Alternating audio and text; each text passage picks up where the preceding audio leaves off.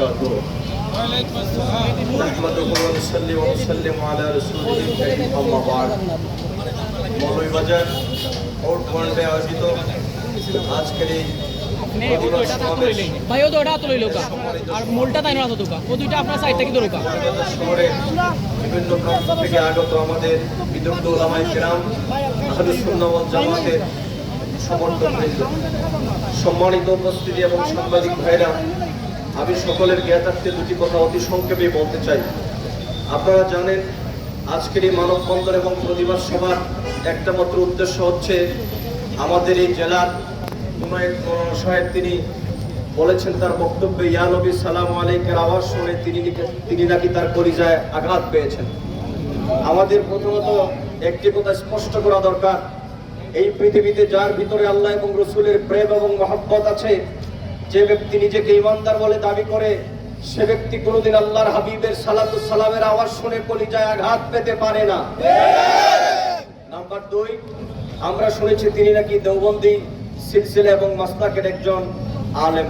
আমরা কারো মান ক্ষুণ্ণ করতে চাই না। আমাদের প্রশাসনিক অনেক ভাইরা আছেন, গোয়েন্দা সংস্থার অনেক ভাইরা আছেন।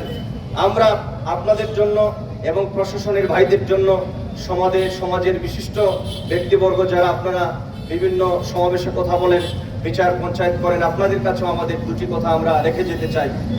উনার ভিতরে ইয়া নবী সালাম আলাইকার আওয়াজ শোনার পরে তিনি আঘাত পেয়েছেন। প্রথমত মনে রাখবেন, এই পৃথিবীতে মিলাদ কিয়াম কোনো অমীমাংসিত বিষয় নয়। মিলাদ কিয়ামের মীমাংসা আল্লাহ এবং রসুলের পক্ষ থেকেই করে দেওয়া হয়েছে। মিলাদের মূল ভিত্তি কোরআনে আছে।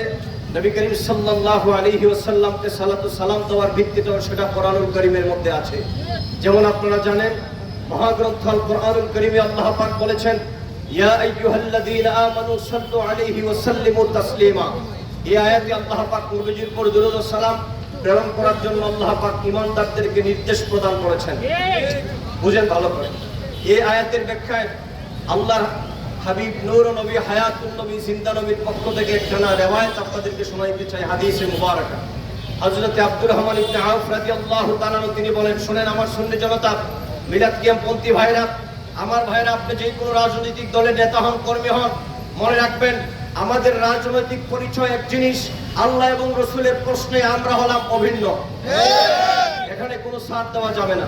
আপনারা শুনুন, আমরা কেন ইয়া নবী সালাম আলাইকার পক্ষে থাকি। হযরত আব্দুর রহমান ইবনে আউফ রাদিয়াল্লাহু তাআলা তিনি বলেন, একদিন আমি আল্লাহর হাবিব নূর নবী মুহাম্মদ সাল্লাল্লাহু আলাইহি ইসলামকে একটি পাহাড়িয়া রাস্তা দিয়ে হেঁটে যেতে দেখলাম। উনি অনেকক্ষণ দূর যাওয়ার পরে দেখলাম একটি পাহাড়ের পাদদেশে আল্লাহর হাবিব নির্জন জায়গায় তিনি সেজদাবনত হয়ে গেলেন। আমি পিছন দিক থেকে দীর্ঘক্ষণ অপেক্ষা করতেছিলাম আল্লাহর হাবিব সেজদা মুবারক থেকে কখন মাথা মুবারক তুলবেন। আমি অপেক্ষা করতে করতে করতে করতে আমার ধৈর্যের বাঁধ ভেঙে গেল এবং আমার ভিতরে মনের ভিতরে সেই কথা জাগ্রত হলো, মনে হয় আল্লাহর হাবিব তিনি এত লম্বা সেজদা যেহেতু দিচ্ছেন, মনে হয় আল্লাহর হাবিব তিনি দুনিয়ার থেকে আল্লাহর হাবিব বিদায় নিয়ে তিনি পরকালে গমন করেছেন। কিন্তু এই কথা আমি চিন্তা করার পরে আল্লাহর হাবিবের কাছাকাছি গেলাম, আমার কান আল্লাহর হাবিবের চেহারা মুবারকের সামনে লাগাই দিলাম। লাগানোর সঙ্গে সঙ্গে আল্লাহর হাবিব মুস্কি হেসে বললেন, হে আব্দুর রহমান ইবনে আউফ, তুমি মনে মনে যা চিন্তা করতেছো মোটো তা নয়, আমি রাসূলুল্লাহ পৃথিবীতে এখনো জীবিত আছি। কিন্তু আমি কেন এত দীর্ঘ সময় সেজদা দিলাম? আব্দুর রহমান ইবনে আউফ রাদিয়াল্লাহু তাআলা তিনি বলেন, হুজুর, আমার ভিতরে তো আমি ভয় পেয়ে গিয়েছিলাম, কেন এত লম্বা সেজদা দিলেন? তখন আল্লাহর হাবিব বললেন, হে সুন্নি জনতা, শুনে রাখেন, এই হাদিসে পাককে দিলের মধ্যে গেঁথে রাখবেন, যাতে করে কিয়ামত পর্যন্ত কোনো মোল্লা মানবের ফতোয়ায় নবীজির সালাতুস সালামকে আমরা বাদ না দেই। শুনেন, আল্লাহর হাবিব বললেন, হে আব্দুর রহমান ইবনে আউফ, আল্লাহ পাক আমাকে জিবরিল আমিনের মাধ্যমে বলেছেন, ইয়া রাসূলুল্লাহ, আপনি খুশি হবেন, আপনাকে একটা সুসংবাদ দিতে চাই। সে সুসংবাদটা কি? ইয়া রাসূলুল্লাহ, মান সাল্লা আলাইকা সাল্লাইতু আলাইহি ওয়া মান সাল্লামা আলাইয়া সাল্লামতু আলাইহি। ইয়া রাসূলুল্লাহ, আজকে থেকে আপনি রাসূলুল্লাহর উপরে যারা দুরূদ শরীফ পড়বে, আমি আল্লাহ পাক তাদের উপর আমি খুশি হয়ে যাব, তাদেরকে আমি আল্লাহ পাক স্মরণ করব।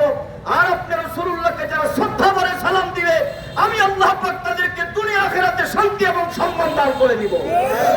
তাহলে বলেন, রিসালা ইয়া রাসূলুল্লাহ, রিসালা ইয়া রাসূলুল্লাহ, কাবি ওয়া উম্মি ইয়া রাসূলুল্লাহ।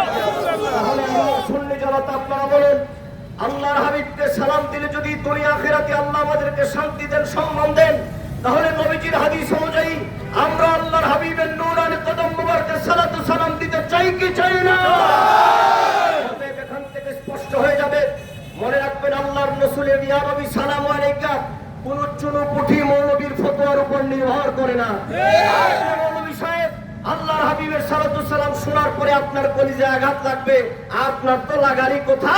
কারণ আমরা বুঝে গেছি যে আপনি আসলে আল্লাহ রাসূলের প্রেমিক নন, আপনি হাদিস শিক্ষার নামে এদেশের ছাত্র সমাজকে ধোঁকা দিয়ে নবী বিদ্বেষের জন্ম দিচ্ছেন আপনি।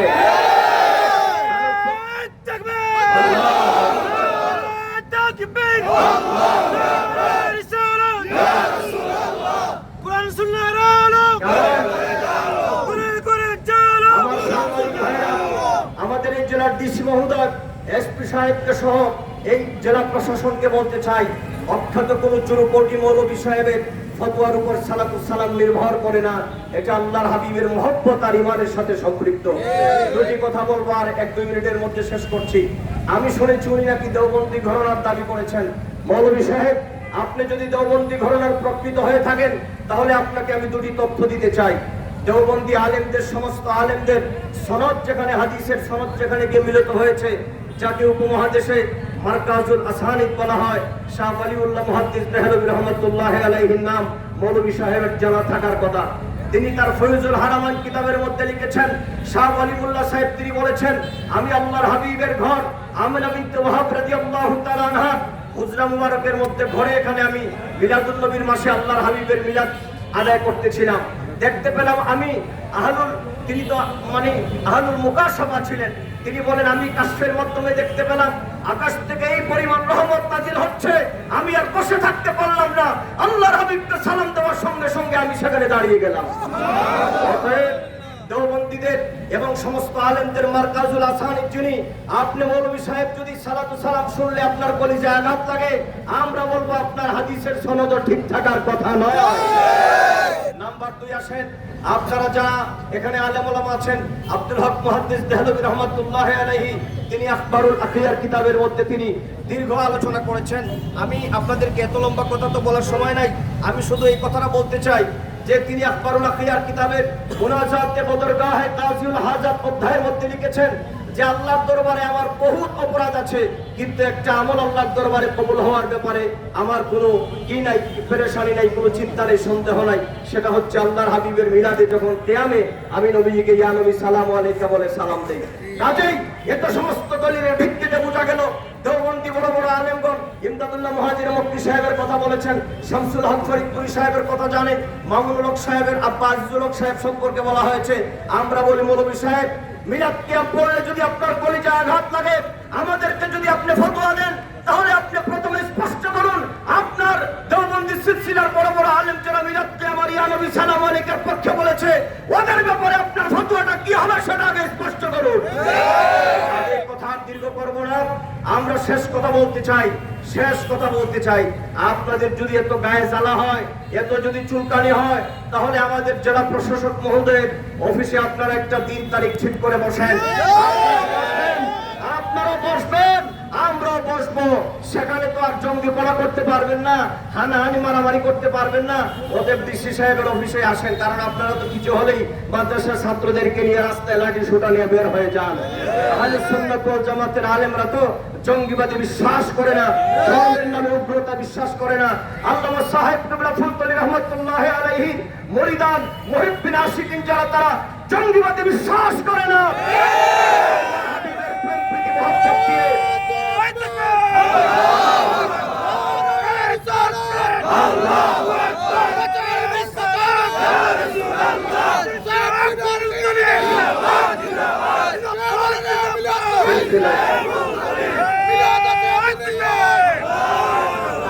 আমি আমাদের এমপি সাহেবের দৃষ্টি আকর্ষণ করছি, জেলা পরিষদের চেয়ারম্যান সাহেবের দৃষ্টি আকর্ষণ করছি। আশা করি আপনারা সকলে শাহ মুস্তাফা বাবার দেশের মানুষ, আপনারা সকলে ইয়া নবী সালামু আলাইকার পক্ষে আপনারা আছেন। আমাদের সাংবাদিক বৃন্দ যারা আছেন, আপনাদেরকে ধন্যবাদ, আপনারা আমাদের এই কথাগুলো প্রচার করে দিবেন। শেষ কথা বলে আমি আমার বক্তব্য শেষ করব। এদের মনে এত গায়ে জ্বালা কেন জানেন?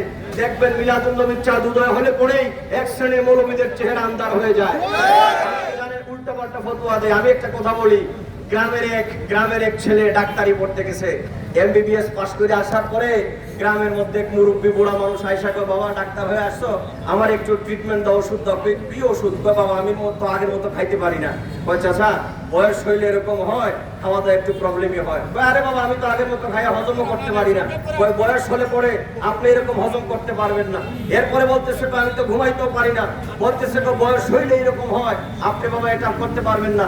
তখন তিনি রাগ করে গালের মধ্যে মারলেন ডাক্তার সাহেবকে থাপ্পড় দেওয়ার পরে ডাক্তার সাহেব থাপ্পড় খায়া মুরব্বী চাচারে কয়, চাচাজি এ তো আমি রাগ করি নাই, কারণ বয়স হইলে মানুষের মেজাজ এইরকমই খারাপ হয়। অতএব আমরা বুঝতে পারলাম যে আজকে যারা ইয়া নবী সালাম আলাইকার বিরুদ্ধে বলছে, মিলাদুন নবী গোটা বাংলাদেশের পাড়ায় মহল্লায় লক্ষ লক্ষ জনতা যখন ইয়া নবী সালাম আলাইকার পতাকা নিয়ে মাঠে নেমে গেছে, ওই লোকদের, ওই মৌলভী সাহেবদের, ওই গ্রাম্য মুরব্বীদের মতো মেজাজ খারাপ হয়ে গেছে। কাজে এক্ষেত্রে আমরা মেজাজ হারালে হবে না, কোরআন সুন্নাহ ভিত্তিক আমরা সেটা প্রচার করেই যাব ইনশাআল্লাহ। ওয়া আখিরু দাওয়ানা আলহামদুলিল্লাহি রাব্বিল আলামিন। আসসালামু আলাইকুম ওয়া রাহমাতুল্লাহ।